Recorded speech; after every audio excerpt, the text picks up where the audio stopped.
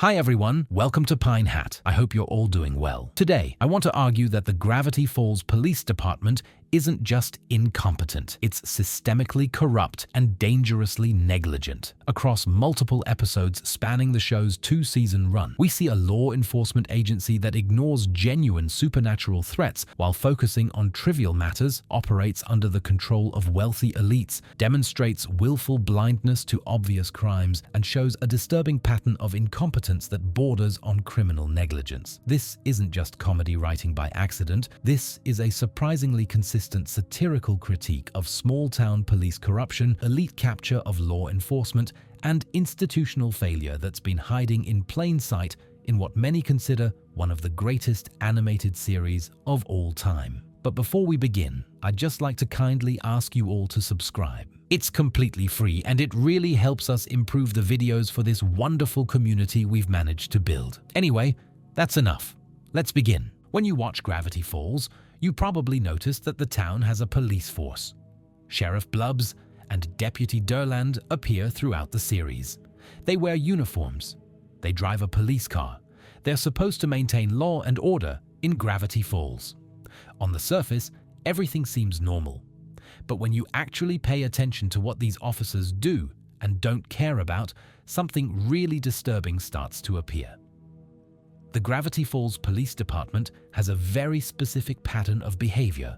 They ignore genuine threats, dismiss obvious crimes, and prioritize the interests of the town's wealthy elite over protecting ordinary citizens.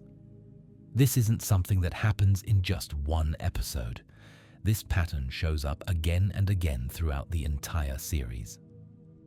Let's start with one of the clearest examples from the very first episode, Tourist Trapped. In this episode, Mabel gets kidnapped by gnomes. Not metaphorically kidnapped. Actually, physically kidnapped by a group of supernatural creatures who intend to force her into marriage. Mabel is a 12-year-old child. She's dragged into the forest against her will. She's held captive. She explicitly refuses consent to marry these creatures, and when she continues to refuse, they become violent. The gnomes chase Mabel and Dipper through the forest. They form into a giant gnome monster. They attack the mystery shack with Mabel and Dipper inside. They literally lay siege to a building with children in it. This is kidnapping, attempted forced marriage of a minor, assault, and terroristic threats. These are serious crimes. Now, here's the critical question. Where are the police during all of this? The answer is nowhere. Sheriff Blubbs and Deputy Durland don't respond to this incident at all. There's no investigation. No one asks Mabel if she's okay. No one searches for the creatures that kidnapped a child. The police completely ignore that a 12-year-old girl was violently abducted in their jurisdiction. You might argue that maybe the police just didn't know about it. Maybe Mabel and Dipper never reported it. But here's the thing. The gnome attack on the mystery shack happens in broad daylight. A giant monster made of gnomes attacks a local business. There's property damage. There are witnesses. In any functional town, someone would call the police. In any functional police department, officers would investigate. But in Gravity Falls, nothing happens. The gnomes who kidnapped Mabel face no consequences. They're still living in the forest. They show up in later episodes as if kidnapping a child was just a normal Tuesday for them. This sets a disturbing precedent for the entire series. The Gravity Falls Police Department does not respond to supernatural crimes, even when those crimes involve violence against children. Think about what this means for the citizens of Gravity Falls. If you're attacked by something supernatural, the police won't help you. If your child is kidnapped by creatures from the forest, law enforcement won't investigate. You're completely on your own. This isn't just incompetence. This is willful negligence. The police have created a system where entire categories of crime simply don't matter to them. The gnome incident shows us that Gravity Falls police ignore supernatural crimes. But there's something even more disturbing happening in this town.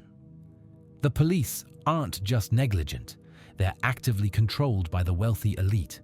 The Northwest family is the richest and most powerful family in Gravity Falls. They founded the town. They own most of the land. They have enormous influence over local institutions. And throughout the series, we see clear evidence that they have the police department in their pocket. Let's examine the episode Northwest Manor Mystery to understand how deep this corruption goes. In this episode, we learn that the Northwest family has been lying about the town's history for over 150 years. They claim to be the founders of Gravity Falls, but the truth is that the town was built by common workers, lumberjacks, and regular people. Nathaniel Northwest promised these workers that they could attend a fancy party at the manor once it was complete. But when the time came, he betrayed them.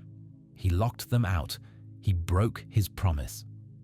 One lumberjack was so angry about this betrayal that he died cursing the Northwest family. His ghost has haunted them ever since, turning party guests to wood every year as revenge for the broken promise. Now, here's what's important for our discussion. The Northwest family has kept this ghost attack secret for 150 years. Every single year, the ghost appears. Every single year, people get turned to wood, and every single year, the Northwests cover it up. How do you cover up people being turned to wood at a party? You need institutional support. You need the police to not investigate. You need law enforcement to look the other way. The episode confirms this when Pacifica says her family has been dealing with this every year. The word dealing implies a process. It implies cooperation from others. And who would need to cooperate to cover up multiple people being turned into wood? The police. Think about what happens after each party. People who attended would be reported missing. Their families would be looking for them. There would be witnesses who saw them enter the manor. In any normal situation, the police would investigate. They'd search the property. They'd question the Northwests. But none of that happens. The Northwests continue to host their party year after year with no police scrutiny whatsoever. This is only possible if the police are deliberately ignoring evidence of crimes at the Northwest Manor. This isn't speculation. The show gives us direct evidence that the Northwests have corrupted local institutions. In The Gulf War, we see that Pacifica's family has enough influence to shut down an entire mini golf course just because Pacifica lost a game there. If they can shut down a business on a whim, they certainly have enough power to control the police department. The Northwest family represents a common real-world problem. Wealthy elites capturing law enforcement. When rich families have enough power, police become their private security force instead of public servants. Laws get enforced selectively, strictly against the poor and powerless, loosely or not at all against the wealthy and connected. In Gravity Falls, we see this dynamic play out clearly. The police ignore crimes at the Northwest Manor. They don't investigate the family's lies about town history. They don't question how the Northwests maintain their power and wealth. They've been bought, and everyone in town knows it. This creates a two-tier justice system. If you're rich, like the Northwests, you can get away with covering up deaths, lying about history, and maintaining power through deception. If you're poor or middle class, you get no protection from crime and no justice when you're wronged. The lumberjack who built the manor never got justice for the broken promise. The workers who were locked out of the party they built never got their recognition. And the people turned to wood at Northwest parties never got investigations into their disappearances. Because the police work for the Northwests, not for the people of Gravity Falls. We've seen that Gravity Falls police ignore supernatural crimes and serve the interests of the wealthy. But there's another pattern that's even more disturbing. They ignore obvious criminal activity happening right in front of them, even when the criminal is a child. Gideon Gleeful is one of the most blatant criminals in Gravity Falls. He's not hiding his crimes. He's not subtle about his illegal activities. He commits fraud, extortion, attempted murder, and multiple other felonies right out in the open, and the police do absolutely nothing about it. Let's start with The Hand That Rocks the Mabel. In this episode, Gideon becomes obsessed with Mabel after she goes on one date with him. When she makes it clear she's not interested, Gideon doesn't accept this.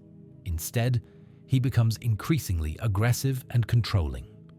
He shows up at the mystery shack uninvited. He manipulates Mabel using guilt. He uses his psychic amulet to control objects and threaten people. But here's what's really important. Gideon runs a fake psychic show. He claims to have supernatural powers that help him communicate with the dead and see the future. He charges money for this service. People pay him for psychic readings based on abilities he claims to have. This is fraud. It's a con game. Gideon is running a fraudulent business operation that takes money from vulnerable people who believe he has real psychic powers. Now, you might say, but Gideon does have real powers because of the amulet. That's true, but the people paying him don't know about the amulet. They think he was born with these powers. They think he's genuinely gifted. Gideon is lying about the source of his abilities to make money, and that's fraud regardless of whether the results are real. In the real world, psychic fraud is taken seriously by law enforcement. When people falsely claim supernatural abilities to take money from others, they can be prosecuted for fraud, theft by deception, and operating a fraudulent business. But the Gravity Falls police do nothing. Sheriff Blubbs and Deputy Durland have attended Gideon's shows. They've seen him perform. They live in this small town where everyone knows everyone. Yet they never investigate whether this child is running a legitimate business or a con game. The situation gets much worse in Dreamscaperers. In this episode, Gideon breaks into the mystery shack. He's looking for the deed to the property because he wants to steal Stan's business and land. When he can't find it, he decides to break into Stan's mind using a demon he summons. Let's count the crimes here. Breaking and entering attempted theft of property. Whatever the legal equivalent of psychic assault would be. Conspiracy to commit fraud. Trying to steal the deed. Gideon doesn't even try to hide what he's doing. He walks around town openly plotting against Stan. He talks about his plans in public. He's not subtle or clever about his criminal activity. He's blatant about it, and still, the police do nothing. But the absolute worst comes in Gideon Rises. This is where Gideon's criminal activity reaches its peak. After getting the deed to the mystery shack through deception, Stan was tricked into losing it in a bet. Gideon takes over the property. But he doesn't just take the building. He literally has the Pines family arrested and thrown in prison. Wait, you might say. The police arrested the Pines family? Doesn't that mean they're doing their job? Number. Because the arrest is based on false charges that Gideon manufactured. He uses his father's car dealership and his own influence to frame Stan for crimes. The police arrest Stan and plan to arrest the kids without properly investigating Gideon's accusations. This is corruption at its clearest. A child accuses someone of crimes, provides dubious evidence, and the police immediately arrest the accused without a thorough investigation. Why? Because Gideon has money and influence. Because his father owns a successful business. Because the police, once again, serve the interests of the wealthy over justice. And even after Gideon is eventually exposed, even after everyone knows he's been committing crimes, the response is absurdly lenient. Gideon ends up in juvenile detention, yes, but only after he literally attempted to kill people with a giant robot. The police didn't arrest him for fraud, for extortion, for breaking and entering, or for any of his other numerous crimes. They only acted when he became so dangerous that they couldn't ignore him anymore. This reveals something crucial about how the Gravity Falls Police Department operates. They only respond to crimes when those crimes become so public, so obvious, and so dangerous that ignoring them would make the police themselves look bad. They don't proactively investigate. They don't protect potential victims. They wait until a crime is impossible to ignore, and even then, they do the minimum necessary. Gideon represents a test case for law enforcement. He's a child committing obvious crimes in a small town where everyone can see what he's doing. If the police can't or won't stop a child criminal operating in plain sight, what chance do citizens have of getting protection from more sophisticated criminals? The answer, based on what we see in the show, is none. You have no protection from the Gravity Falls Police Department unless you're rich enough to buy it. We've established that Gravity Falls police ignore crimes by the wealthy and fail to investigate obvious criminal activity. But there's a deeper, more systematic problem. They have a policy of willful ignorance toward the supernatural, even though supernatural threats are the most dangerous things in Gravity Falls. This isn't just about missing a few weird incidents. This is about law enforcement deliberately choosing not to see what's right in front of them, creating a massive public safety crisis. Let's examine the evidence. In Scary OK, the government agents arrive in Gravity Falls looking for paranormal activity. They specifically tell the local police that they're investigating reports of supernatural phenomena. This is a direct acknowledgement from federal authorities that something unusual is happening in this town. How do Sheriff Blubbs and Deputy Durland respond? They laugh. They mock the idea. They actively obstruct the federal investigation. When the agents ask if they've seen anything unusual, Blubbs and Durland claim they haven't. But this is a lie. By this point in the series, numerous supernatural events have occurred in public. The pterodactyl attack in The Land Before Swine happened in a populated area. The video game characters escaping in Fight Fighters caused destruction downtown. The wax figures in Headhunters came to life and attacked people. Time anomalies in The Time Traveler's Pig affected the entire fair. These aren't subtle events. These are public incidents that would have been witnessed by multiple people, reported to police, and impossible to miss if you're actually paying attention to your jurisdiction. But Blubbs and Durland claim to have seen nothing unusual. This isn't incompetence. This is deliberate denial. They're choosing not to see the supernatural activity because acknowledging it would require them to actually do something about it.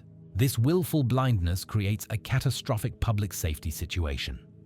Supernatural threats in Gravity Falls include monsters that can hurt or kill people, dimensional rifts that could destroy reality, possession by ghosts and demons, time, paradoxes and anomalies, zombies rising from graves, cursed objects that cause harm.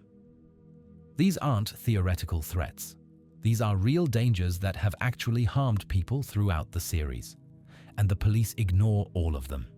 Why would law enforcement deliberately blind themselves to the most serious threats in their jurisdiction?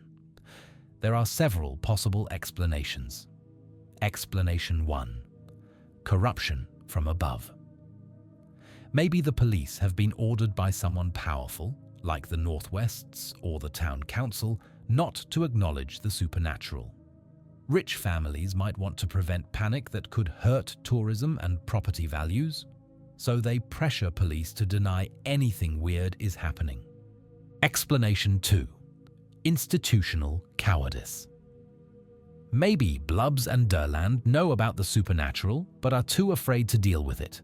Fighting gnomes and ghosts is dangerous. It's easier to pretend these things don't exist than to actually protect people from them. Explanation 3. Incompetence so severe it becomes malicious. Maybe they're genuinely too stupid to notice that their town is infested with supernatural threats. But if you're too incompetent to recognize clear and obvious dangers, you shouldn't be in law enforcement. Explanation 4. Economic incentives. Maybe acknowledging the supernatural would trigger federal investigations, media attention, and outside interference that would disrupt the local power structure. The police benefit from the status quo, so they protect it by denying reality. Whatever the reason, the result is the same. Citizens of Gravity Falls get no protection from the most serious threats they face. If a monster attacks you, don't call the police. They'll just pretend it didn't happen. This willful ignorance reaches its most extreme in Weirdmageddon. When Bill Cipher tears open reality and turns Gravity Falls into a nightmare dimension, when the sky is literally torn open and the town is transformed into a hellscape, when pyramids are flying and people are being turned into stone, Sheriff Blubbs and Deputy Durland are hiding in a closet. They're not organizing evacuations. They're not trying to help citizens. They're not attempting to fight back or restore order. They're hiding and waiting for someone else to fix the problem. This is the ultimate abdication of responsibility. When the worst possible crisis hits their town, the police are useless. They contribute nothing to solving the problem. The actual work of saving Gravity Falls is done by children, by Stan and Ford, by ordinary citizens who step up when law enforcement completely fails. And here's the really disturbing part. After Weirdmageddon ends, after reality is restored and the town returns to normal, do the police investigate what happened? Do they try to figure out how to prevent such a catastrophe from happening again? Do they implement any new procedures or protocols to deal with supernatural threats? No. They go right back to denying the supernatural exists. This creates a cycle of failure. Supernatural threat appears. Police ignore it or deny it exists. Citizens have to solve the problem themselves. Crisis ends. Police learn nothing and change nothing. Repeat. The citizens of Gravity Falls are trapped in this cycle. They pay taxes that fund a police department. That police department refuses to acknowledge or respond to the most serious threats in town. So citizens are left defenseless against dangers that police should be handling. This isn't just incompetence. This is a betrayal of the fundamental purpose of law enforcement. Police exist to protect people from threats. But the Gravity Falls Police Department has decided that an entire category of threats, the supernatural, is not their problem. They've abandoned their duty and left the people they're supposed to serve completely vulnerable. While the Gravity Falls Police ignore serious crimes by the wealthy and refuse to acknowledge supernatural threats, there's one thing they do pay attention to: harassing the Mystery Shack. This reveals another layer of corruption, selective enforcement designed to benefit certain economic interests over others. Stan Pines runs the Mystery Shack as a tourist trap. He shows fake supernatural attractions, sells overpriced merchandise, and makes exaggerated claims about the mysteries visitors will see. Yes, Stan's business practices are often dishonest. Yes, he's running what amounts to a con game on tourists. But here's the crucial question. Why do the police care about Stan's small-scale tourist trap fraud when they ignore much larger crimes happening all around them? Let's look at the evidence. In multiple episodes, we see references to Stan having a contentious relationship with local law enforcement. In Not What He Seems, the police are all too ready to arrest Stan based on federal accusations. They don't question the charges. They don't investigate whether there might be legitimate reasons for Stan's suspicious behavior. They just slap handcuffs on him the moment they get authorization. Compare this to how they treat Gideon. Gideon runs a fraudulent psychic business, commits extortion, breaks into buildings, and attempts to steal property. The police do nothing until he literally tries to kill people with a giant robot. Stan runs a tourist trap with fake attractions. The police are ready to arrest him at the first opportunity. Why the difference? Because Stan doesn't have institutional protection. He's not wealthy like the Northwests. He doesn't have a successful car dealership like Gideon's father. He's an outsider running a small business that the local elite probably see as trashy and bad for the town's image. This is selective enforcement at its clearest. The police harass small operators while giving a pass to wealthy criminals because that's who really controls law enforcement in this town. But it gets worse. Let's talk about the specific ways the police seem to scrutinize the Mystery Shack while ignoring similar or worse behavior elsewhere. Stan's tourist trap is dishonest, yes, but so is Gideon's psychic show. Both are selling fake supernatural experiences. Both are deceiving customers. Both are operating businesses based on lies. The difference is presentation.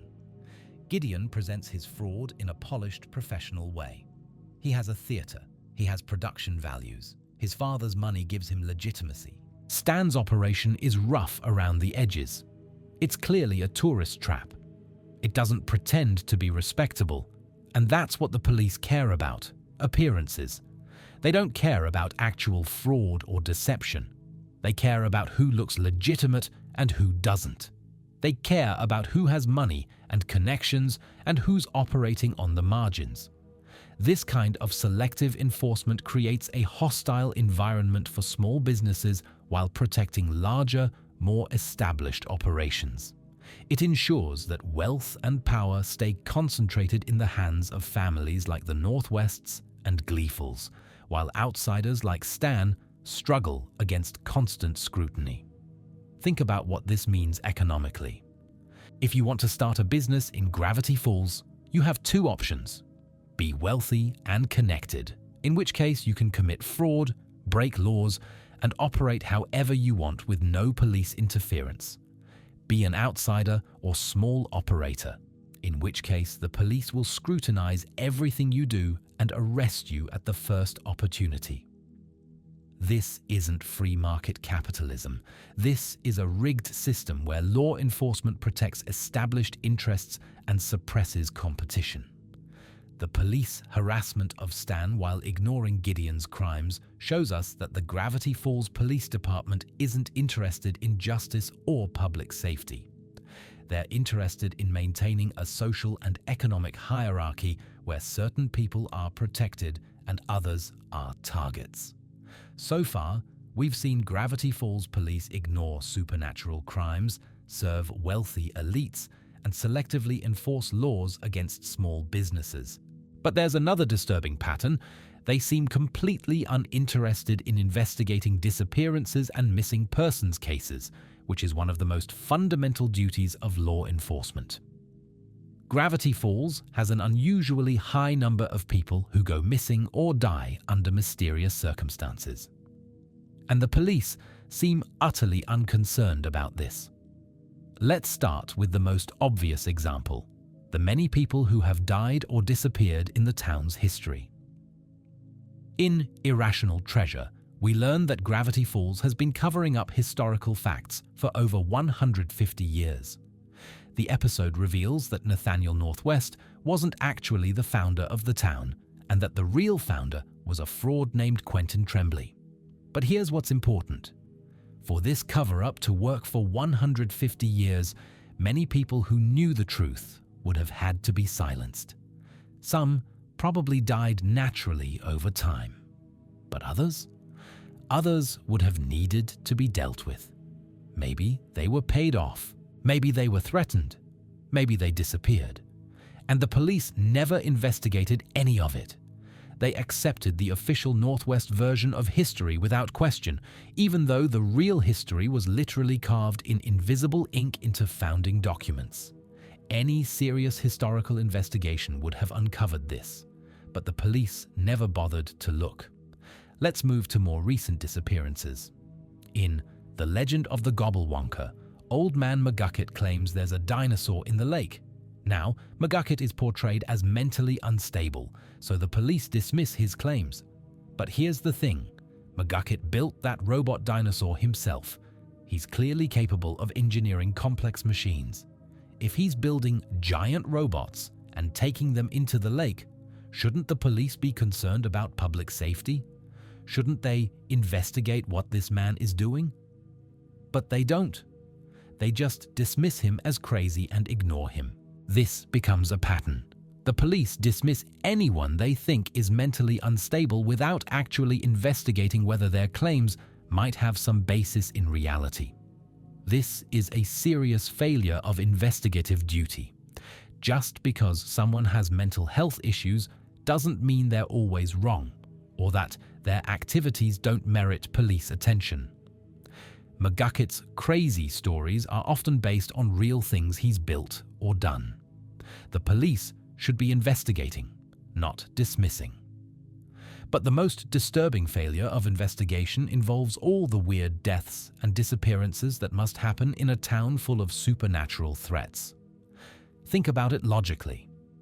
Gravity Falls has gnomes that kidnap people, ghosts that turn people to wood, dinosaurs that eat things, zombies that rise from graves, cursed objects everywhere, dimensional rifts, literally hundreds of supernatural dangers.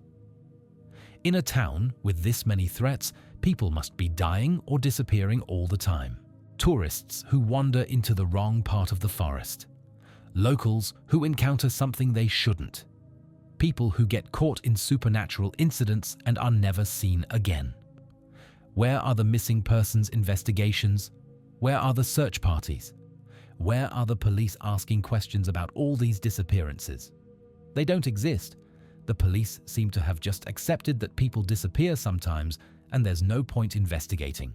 This is a catastrophic failure of law enforcement. Missing persons investigations are crucial police work. When someone disappears, police are supposed to interview witnesses, search the area, follow up on leads, keep searching until the person is found or the case is solved.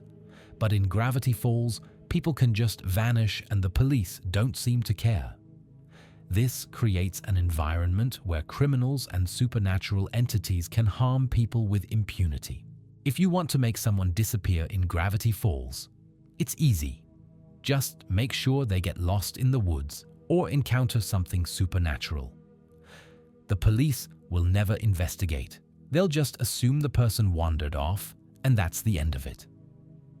The failure to investigate disappearances also means that patterns go unnoticed. If police were actually tracking missing persons cases, they might notice that people disappear more often near certain locations. They might notice connections between cases. They might identify areas of town that are particularly dangerous, but they don't track any of this. Each disappearance is treated as an isolated incident if it's acknowledged at all. No one is connecting the dots. No one is seeing the bigger picture. This investigative failure extends beyond disappearances. The police also seem uninterested in investigating strange events, unusual circumstances, or anything that doesn't fit a simple, conventional explanation. When wax figures come to life in Headhunters, this is a murder mystery with supernatural elements. Someone killed Wax Stan. The wax figures are animated by some unknown force. These are things that should be investigated. Do the police investigate? No.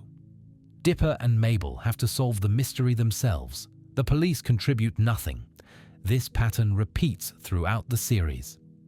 Whenever something mysterious happens, the police are either absent or actively unhelpful. Citizens can't rely on law enforcement to investigate crimes or solve mysteries. They have to do it themselves. Why are the Gravity Falls police so bad at investigation? There are several possibilities. They're lazy. Investigation is hard work. It requires interviewing witnesses, following leads, analyzing evidence. It's much easier to just ignore anything complicated and stick to writing speeding tickets. They're corrupt. Maybe they're told not to investigate certain things because those investigations would implicate powerful people or reveal uncomfortable truths about the town. They're incompetent. Maybe they genuinely don't know how to investigate anything beyond the most basic crimes. They're protecting the status quo. Maybe they fear that thorough investigations would reveal how dangerous Gravity Falls really is, which could hurt tourism and property values. Whatever the reason, the result is clear. If something bad happens to you in Gravity Falls, don't expect the police to investigate. Don't expect them to search for you if you disappear. Don't expect them to solve mysteries or uncover the truth. You're on your own, and that's exactly how the police seem to want it. We've analyzed systemic failures in the Gravity Falls Police Department, but to truly understand how bad things are, we need to look at the actual individuals doing the job. Sheriff Blubbs and Deputy Durland. These two men are the face of law enforcement in Gravity Falls, and examining their specific actions reveals incompetence so profound it borders on criminal negligence. Let's start with their general demeanor and attitude toward their job. Throughout the series, Blubs and Durland are shown as fundamentally unserious about law enforcement. They're frequently seen eating donuts, relaxing, or engaging in activities that have nothing to do with public safety. They don't patrol actively, they don't investigate crimes, they don't seem to have any proactive approach to policing. But more than just being lazy, they demonstrate a concerning lack of basic competence. In Scary OK, when federal agents arrive to investigate paranormal activity, Blubs and Durland's response is to mock and obstruct them. When asked if they've seen anything unusual, they claim they haven't, despite living in a town where supernatural events happen regularly. But here's what's really concerning. They're not lying to protect some secret or cover up a conspiracy. They genuinely seem not to have noticed anything unusual about their town. This means they're either lying to federal agents, which is a crime, so unobservant that they haven't noticed the bizarre events happening in their jurisdiction, in such deep denial that they've convinced themselves nothing weird ever happens. All three options are disqualifying for law enforcement officers. Let's examine specific instances of their incompetence. The zombie incident. In Scary OK, Dipper raises an army of zombies while trying to prove the supernatural exists. These zombies attack people at the Mystery Shack. There's screaming, chaos, and supernatural creatures threatening citizens. Where are Blubs and Durland during this? They eventually arrive, but only after Dipper has already solved the problem himself by singing a karaoke song that sends the zombies back to their graves.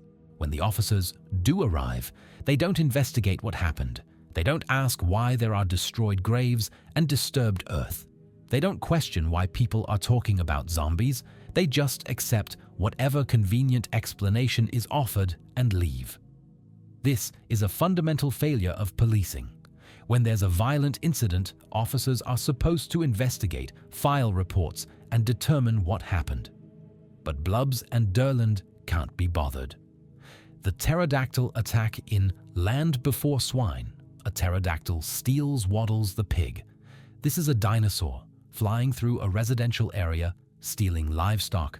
The police response? Nothing. There's no investigation into how a prehistoric creature ended up in modern-day Oregon. There's no concern about public safety. There's no attempt to capture or contain this dangerous animal. The Pines family has to go into the pterodactyl's cave themselves to rescue Waddles. The police contribute absolutely nothing to resolving this situation. The Gideon arrest.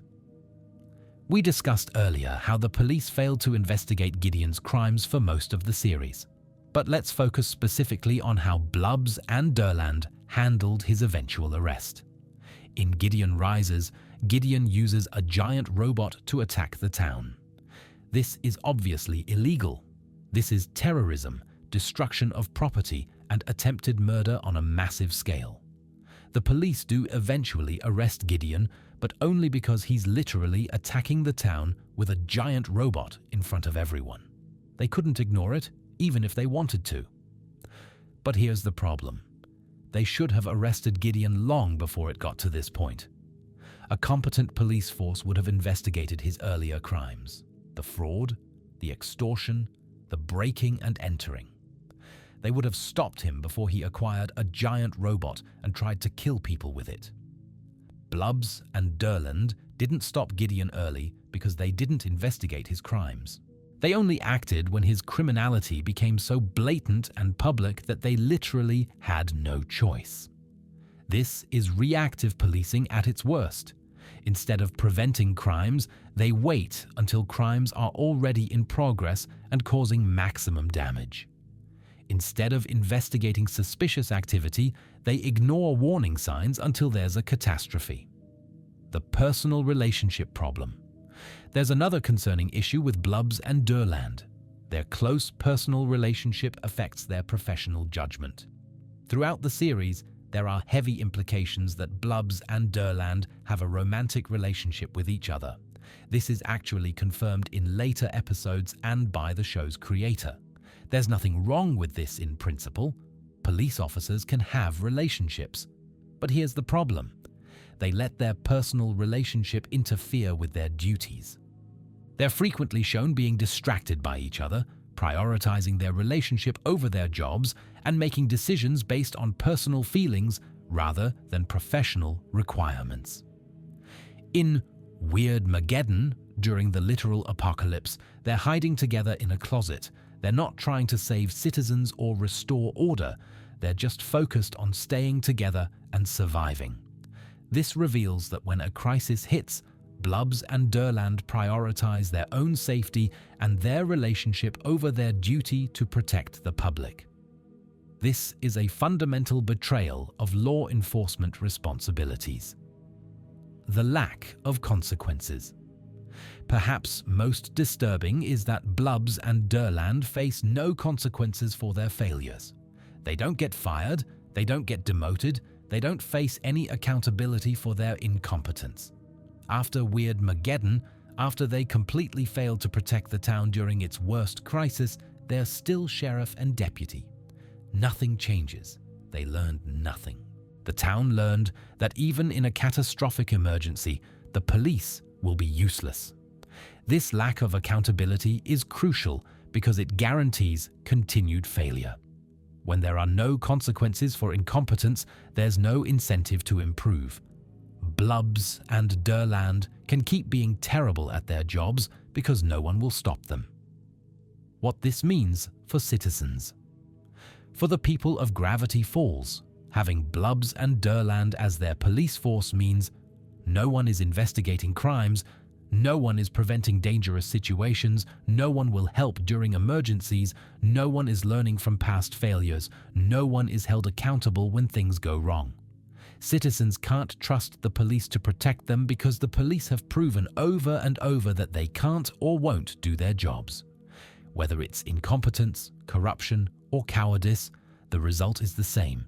Law enforcement in Gravity Falls is completely non-functional. Blubs and Durland aren't just bad cops.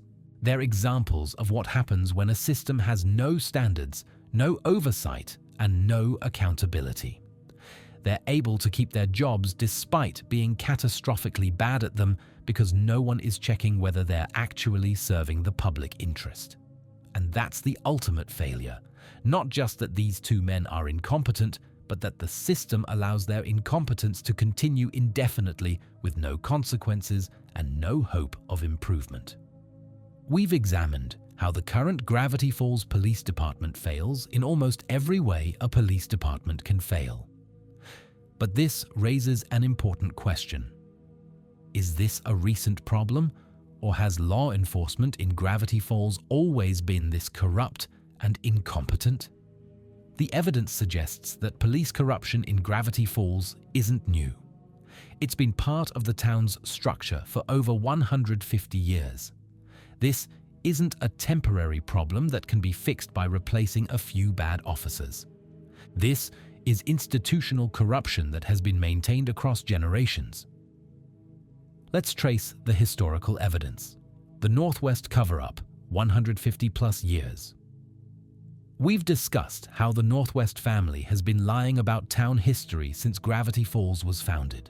But for that lie to persist for 150 years requires continuous cooperation from every generation of law enforcement. Think about what this means practically.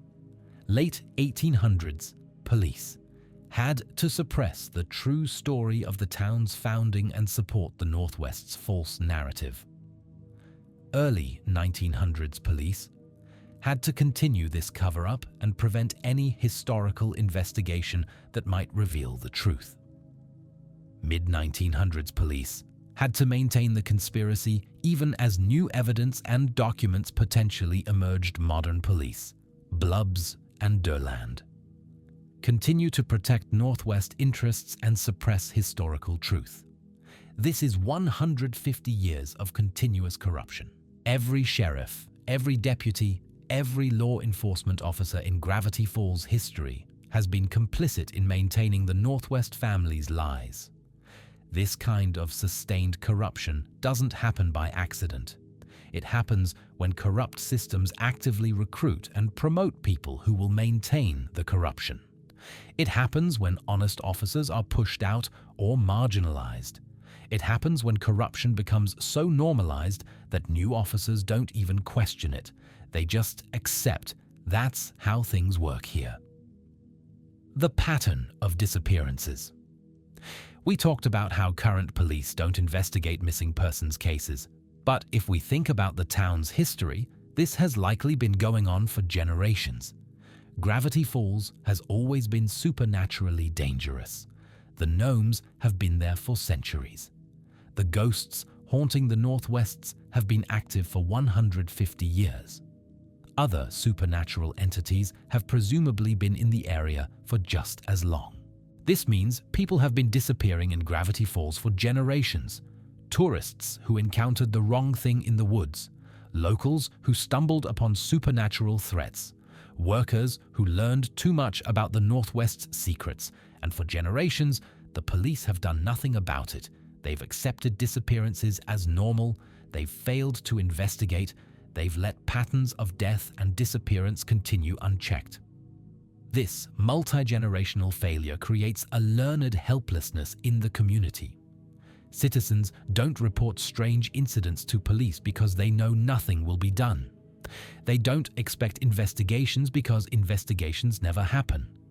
They accept that if something bad happens to them, they're on their own. The economic capture pattern. Throughout Gravity Falls history, wealthy families have controlled the town's institutions, including law enforcement. The Northwests are the clearest example, but they're probably not the only one. This economic capture of police isn't a modern phenomenon. It's been the norm for the entire history of the town. Police have always served the wealthy. They've always protected elite interests. They've always enforced laws selectively based on who has money and power. This creates a self-perpetuating system. Wealthy families control police. Police protect wealthy families from consequences. Wealthy families maintain and grow their power. Police continue to serve wealth over justice. Repeat for 150 years. Each generation of police leadership is selected or influenced by wealthy families to ensure continued cooperation. Officers who might challenge this system don't get promoted. Officers who serve elite interests rise through the ranks. By the time we get to Blubs and Durland, this corruption is so normalized that they probably don't even think of it as corruption. They think this is just how policing works. You serve the people with power, you ignore problems that might embarrass the town's elite, you don't investigate things you're told not to investigate. The supernatural denial tradition. The police policy of denying supernatural activity isn't new either. This has likely been the official stance for the entire history of Gravity Falls. Why would generations of police deny the supernatural? Several connected reasons. Economic protection. Acknowledging supernatural threats would hurt tourism and property values, harming the wealthy families who control the town. Avoiding responsibility. If supernatural threats don't officially exist, police don't have to deal with them. Maintaining power structures. Supernatural incidents often implicate wealthy families, like Northwest ghosts, so denying them protects the elite tradition and institutional inertia. Once a policy is established, institutions tend to maintain it even when it stops making sense. This multi-generational denial has created a bizarre situation where everyone in Gravity Falls knows weird things happen, but official institutions pretend they don't. It's a town-wide delusion maintained by authority figures. What historical corruption means? The historical pattern of corruption tells us something crucial. You can't fix the Gravity Falls Police Department by just replacing Blubs and Durland. The problem isn't individual officers, it's the entire institutional structure. The police department has been corrupt for 150 years. It was designed to serve elite interests, not public safety. It was built to maintain power structures, not enforce justice. It has succeeded at these goals for over a century. Replacing two incompetent officers won't change an institution that has been corrupt since its founding. The corruption is in the department's DNA. It's in the unwritten rules about who gets investigated and who doesn't. It's in the understanding that certain families are protected. It's in the policy of denying supernatural threats that everyone knows exist. For the people of Gravity Falls, this historical perspective is deeply discouraging. Their parents couldn't rely on police. Their grandparents couldn't rely on police. Their great-great-grandparents couldn't rely on police. Multiple generations have lived under a law enforcement system that doesn't serve them, doesn't protect them, and doesn't care about justice. And nothing has changed. Nothing will change. Because the corruption isn't a bug in the system. It's the system working exactly as designed.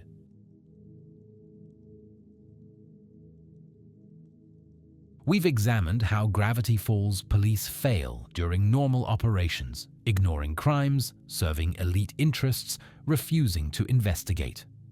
But the ultimate test of any law enforcement agency is how it performs during a crisis. And Weirdmageddon gave us that test.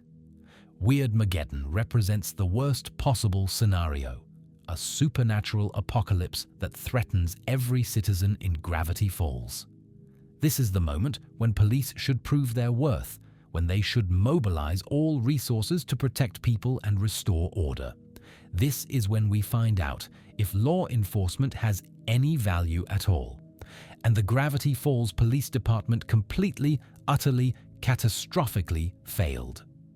Let's examine exactly what happened and what it reveals. The initial response: hiding. When Bill Cipher tears reality apart and transforms Gravity Falls into a nightmare dimension, the immediate police response is to hide in a closet. Not to evacuate citizens, not to establish safe zones, not to organize resistance, not to coordinate with other authorities. Hiding in a closet while their town burns. This is an absolute abandonment of duty. Police officers take an oath to protect and serve. In Gravity Falls' darkest hour, when citizens needed protection most desperately, Blubs and Durland chose to save themselves and abandon everyone else. Think about what this means practically. As police officers, they have weapons, authority communications equipment, knowledge of the town's geography, relationships with citizens, training, presumably. They could have used their authority to organize civilians, established evacuation routes, created safe zones for citizens to gather coordinated resistance efforts, used their communications to contact state or federal authorities. Literally anything other than hiding, but they did none of these things. They just hid and waited for someone else to fix the problem. The comparison to civilian response. While the police hide, ordinary citizens step up. Stan and Ford lead the resistance. Dipper and Mabel, literally children, risk their lives to save the town. Regular citizens like Pacifica, Suze, and Wendy actively fight against Bill's forces. The contrast is stark and damning. Children show more courage than trained officers. Civilians organize better than the police. Ordinary people contribute more to saving the town than law enforcement. This reveals that the police aren't just useless during a crisis, they're worse than useless. Citizens have to save the town despite having no police support, no coordination from authorities, and no institutional backing. The police had every advantage: training, equipment, authority, weapons. The civilians had none of these things, yet the civilians succeeded where the police failed completely. This proves that the Gravity Falls Police Department has negative value. The town would be better off without them than with officers who hide during emergencies while citizens fight. The abdication of institutional responsibility. Weirdmageddon reveals something even more disturbing than individual cowardice: the complete absence of any institutional response. During a major crisis, organizations should have protocols, emergency response plans, communication trees, resource allocation systems, coordination with other agencies. There's no evidence that the Gravity Falls Police Department has any of this. When the crisis hits, there's no organizational response, no emergency plan activates, no backup protocols engage. The institution just stops functioning. This means the department has done zero preparation for major emergencies. They haven't planned, they haven't trained, they haven't coordinated with state or federal agencies. They've done nothing to prepare for the possibility that something catastrophic might happen. This is inexcusable. Gravity Falls has a history of weird, dangerous events. Any competent police department would have emergency plans for various scenarios. But the Gravity Falls Police Department has nothing. When the crisis comes, the institution fails because there is no institution. There's just two guys in uniforms who hide when things get scary. The post-crisis failure. After Bill is defeated and reality is restored, the police have an opportunity to learn from their failure. They could investigate what happened, document the crisis for future reference, develop emergency protocols to handle similar situations, train officers in crisis response, coordinate with other agencies who might help in future emergencies. Do they do any of this? No. There's no evidence of any learning, any improvement, any acknowledgement that they failed. They just go back to their normal routine of incompetence, as if the apocalypse never happened. This is perhaps the most damning failure of all, the refusal to learn from catastrophic mistakes. When an organization fails during a crisis but learns from that failure, there's hope for improvement. But when an organization fails and learns nothing, it will fail again next time. What Weirdmageddon proves. The apocalypse test proved several things definitively. The police cannot be trusted during emergencies. When crisis comes, they will prioritize their own safety over citizen protection. The police have no value during major incidents. They contributed nothing to resolving the crisis. Citizens would have been equally safe or safer without police presence. The police have not prepared for crisis scenarios. No plans, no protocols, no training, no coordination. The police will not learn from failures. Even catastrophic failure doesn't trigger institutional change. Citizens must protect themselves. The police will not help during emergencies, so citizens must develop their own survival and resistance strategies. The trust breach. Every time citizens pay taxes that fund the police department, they're making an implicit deal. We'll fund you and you'll protect us, especially during emergencies. Weirdmageddon revealed that the police have violated this deal. They took citizens' money, wore the uniforms, claimed the authority.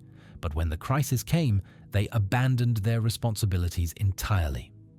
This is a fundamental breach of trust that should disqualify the current police leadership and trigger complete institutional reform.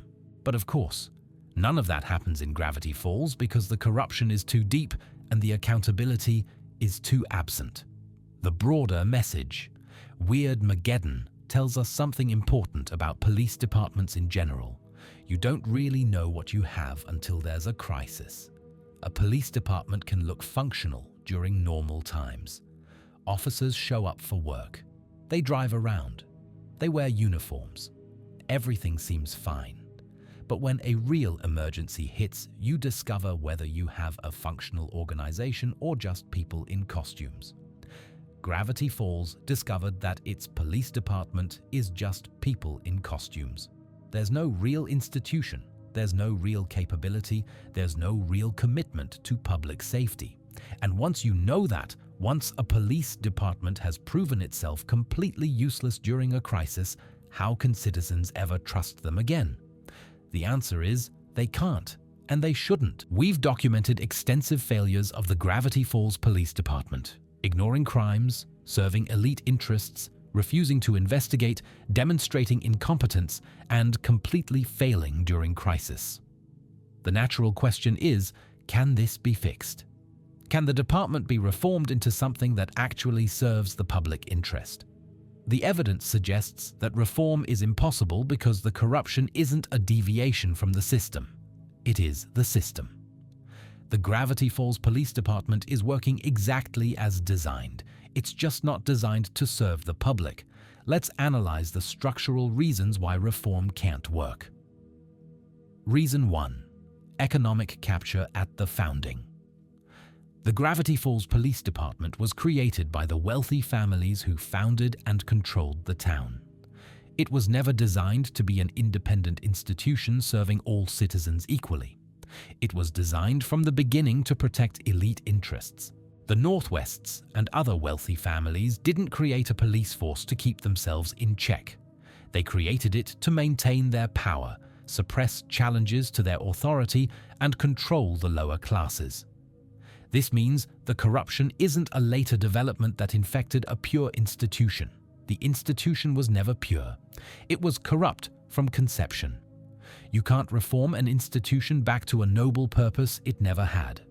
The Gravity Falls Police Department has no golden age to return to. It's always been this way. Reason 2. No external accountability. In a healthy system, police departments face oversight from multiple sources: elected officials who can fire leadership, independent review boards, state and federal oversight, media scrutiny, public pressure. The Gravity Falls Police Department faces none of these. The town council is controlled by the same wealthy families the police serve, so there's no accountability there. There's no evidence of any independent review board or oversight mechanism. State and federal authorities are kept away through the systematic denial of supernatural activity. The local media, if it exists, doesn't seem to investigate police failures. Public pressure is ineffective because citizens have learned that complaining does nothing. Without external accountability, there's no mechanism to force change. The police department exists in a closed loop where it's only accountable to the same elite interests it serves. Reason 3. Selection and promotion bias. Even if you wanted to reform the department, you'd need to bring in new personnel with different values. But how do officers get hired in Gravity Falls? Almost certainly through a process controlled by the same corrupt system. The town council or police chief probably selects new officers, and they're going to select people who will maintain the status quo. Honest officers who want to actually investigate crimes and serve the public won't get hired. Or if they do get hired, they won't get promoted. They'll be marginalized and eventually pushed out. Meanwhile, officers like Blubbs and Durland, who are either too incompetent to see the corruption or too complicit to care, rise through the ranks. This selection bias means the department continuously recruits for corruption and incompetence. Every generation of officers is worse than useless because they're specifically chosen for their willingness to maintain the corrupt system. Reason 4. Institutional knowledge and culture. Even if somehow a reformer became police chief, they'd face the accumulated institutional culture of 150 years of corruption. Institutional culture is incredibly hard to change. It's embedded in unwritten rules about how things really work. Informal networks of who talks to whom. Shared assumptions about what matters and what doesn't. Stories and legends that define how we do things here. In Gravity Falls, the institutional culture says, don't investigate supernatural events. Protect wealthy families. Don't ask questions about town history. Ignore disappearances. Prioritize appearances over substance. This culture has been passed down through generations of officers. It's deeply embedded. A new chief saying, "We're going to change," won't overcome 150 years of institutional culture telling officers to do the opposite. Reason 5. Economic incentives. The current corrupt system has economic incentives that make change unlikely. Police officers probably receive better treatment from wealthy families, gifts, access, favors, when they cooperate with elite interests. Investigating crimes by the wealthy might lead to being fired or demoted. Maintaining the status quo is easier and safer than challenging it. tourism dollars that benefit the whole town depend on denying supernatural threats. These economic incentives align officers' personal interests with maintaining corruption. Even officers who initially want to do the right thing face constant pressure to go along with the system because that's where the rewards are. Reason 6. The information asymmetry. Citizens of Gravity Falls don't have full information about how corrupt their police department is. They experience individual failures, a crime that doesn't get investigated, an unfair arrest, police absence during danger. But they don't see the full pattern. Without understanding the systemic nature of the corruption, citizens can't organize effective pressure for reform. They might think the problem is just one bad officer or one isolated incident. They don't realize that the entire institution is corrupt by design. This information asymmetry protects the corrupt system because reform requires citizens to understand what needs reforming. Reason 7. Alternative power structures. In most places, when official institutions fail, people might create alternative structures: civilian watch groups, community organizations, private security, something to fill the gap left by police failure. But Gravity Falls doesn't have strong alternative structures because the wealthy families control most organized institutions. The population is small, limiting organizational capacity. The supernatural threats make civilian organization difficult. Citizens have learned helplessness from generations of institutional failure. Without alternative structures, citizens have no leverage to demand police reform. They need protection from something, and the police are the only official option, even though the police don't actually provide protection. What this means, practically, the structural analysis leads to a depressing conclusion. The Gravity Falls Police Department cannot be reformed. The corruption is too deep, too old, and too protected by interlocking systems of power.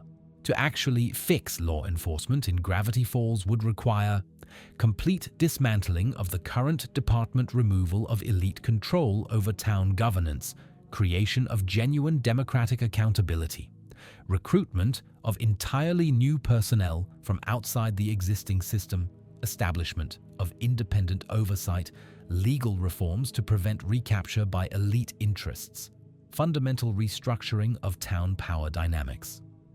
None of this will happen because the people who would need to authorize these changes are the same people who benefit from the current corrupt system.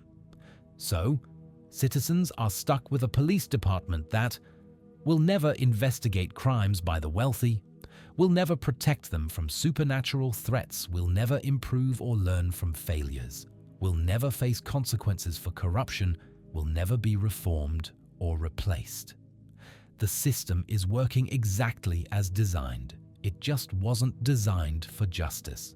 We've spent 10 sections analyzing the corruption of a fictional police department in an animated series. But Gravity Falls isn't just telling a story about cartoon cops in a supernatural town. It's providing sharp social commentary on real police corruption in America.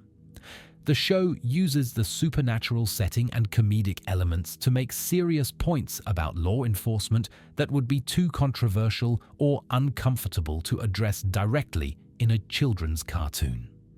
By making it about cartoon characters and impossible scenarios, the writers can show us things that mirror real problems without seeming preachy or political. Let's examine the real-world parallels. Parallel 1. Selective enforcement based on wealth. In Gravity Falls, police ignore crimes by the Northwests while harassing Stan's small business. In the real world, wealthy defendants often face different justice outcomes than poor defendants for similar crimes. Studies have shown that wealthy defendants can afford better lawyers who negotiate better plea deals. Poor defendants often take plea deals even when innocent because they can't afford to fight charges. White-collar crimes, typically committed by wealthy people, often result in lighter sentences than street crimes. Police resources are often deployed more heavily in poor neighborhoods than rich ones. The show exaggerates this by having police completely ignore Northwest crimes while focusing on Stan's tourist trap. But it's an exaggeration of a real phenomenon, not a made-up one. Parallel 2. Police serving elite interests over public safety. The Gravity Falls, police protect the Northwest family's lies about town history and cover up supernatural incidents at the manor. In the real world, there are documented cases of police protecting powerful people from consequences. Police sometimes don't investigate crimes by politically connected individuals. Evidence sometimes disappears in cases involving powerful people. Whistleblowers who report police corruption face retaliation. Police unions sometimes protect officers accused of misconduct. The show's portrayal of police as tools of elite power rather than public servants mirrors real concerns about who police actually serve and protect. Parallel 3. Willful ignorance to avoid responsibility. Gravity Falls, police deny the supernatural exists even though everyone can see it happening. This mirrors how real police departments sometimes have policies of willful ignorance about problems they don't want to deal with, refusing to collect data on certain types of incidents, not investigating crimes that would require extensive resources, denying patterns that are obvious to community members, dismissing civilian complaints without investigation. When institutions don't want to acknowledge a problem, they can choose not to see it, even when the evidence is overwhelming. Parallel 4. Complete failure. During crisis, Blubs and Durland hiding during Weirdmageddon while citizens fend for themselves reflects real incidents where police have failed during major emergencies. Police prioritizing their own safety over civilian protection during disasters. Law enforcement absence during riots or civil unrest. Police focusing on protecting property rather than people during crises. Failure to coordinate with other agencies during emergencies. The show exaggerates by having the police literally hide in a closet, but the core point that police sometimes abandon citizens during the worst crises reflects real experiences. Parallel 5. Lack of accountability. Throughout the series, Blubs and Durland face no consequences for their failures. In the real world, police accountability is a major issue. Qualified immunity makes it difficult to sue officers for misconduct. Police unions protect officers from consequences. Internal investigations often clear officers of wrongdoing. Officers fired from one department sometimes get hired in another. The show presents a police department with zero accountability as a cartoonish exaggeration, but many communities feel their police also lack meaningful accountability. Parallel 6. Institutional corruption across generations. The 150-year pattern of corruption in Gravity Falls reflects how some real police departments have had persistent problems across decades. Some departments have cultures of corruption that persist, despite leadership changes. Patterns of misconduct continue because new officers learn from corrupt senior officers. Reform attempts often fail because institutional culture is stronger than policy changes. Communities lose trust in police over generations of bad experiences. The show's historical corruption mirrors real concerns about how difficult it is to reform police institutions with deeply embedded corrupt practices. Why the Satire Matters Gravity Falls uses a supernatural setting to talk about real issues in a way that's accessible to a broad audience, including children. By showing police corruption in an exaggerated, cartoonish context, the show helps viewers develop critical thinking about authority figures. Young viewers watching Gravity Falls learn. Police don't always protect people. Wealthy people sometimes get special treatment. Institutions can be corrupt even when they claim to serve the public citizens. Sometimes have to protect themselves when authorities fail. Authority should be questioned, not blindly trusted. These are important lessons that help young people become informed citizens who can critically evaluate real institutions in their own communities. The consistent critique. What makes Gravity Falls satire particularly effective is its consistency. Across both seasons, the police are always shown as corrupt, incompetent, or both. This isn't one episode making a joke, it's a sustained critique throughout the entire series. The writers clearly wanted viewers to notice this pattern. They wanted us to see that the police failures aren't random, but systemic. They wanted us to understand that institutions claiming to protect us might actually serve other interests. The broader message. Beyond specific parallels, Gravity Falls makes a broader point about power and accountability. When institutions have power without accountability, they will abuse that power. When authorities don't face consequences for failures, they won't improve. When systems are designed to serve elite interests, they won't serve the public interest. These aren't just true in a cartoon town in Oregon. They're true in real communities all over the world. The show asks us to think critically about who do our institutions actually serve? What happens when authorities fail us? How can we create genuine accountability? What do we do when the people supposed to protect us don't? These are questions every citizen should be asking about their own communities, their own police departments, their own institutions of power. Why it works as children's entertainment. One of the brilliant things about Gravity Falls is that it works on multiple levels. Children enjoy the supernatural mysteries and comedy. Teenagers appreciate the character development and emotional storylines. Adults recognize the social commentary and institutional critique. The police corruption is presented in a way that doesn't require you to recognize the real-world parallels to enjoy the show. But if you do see those parallels, the show becomes much richer and more meaningful. This is sophisticated storytelling that respects its audience's intelligence while still being entertaining.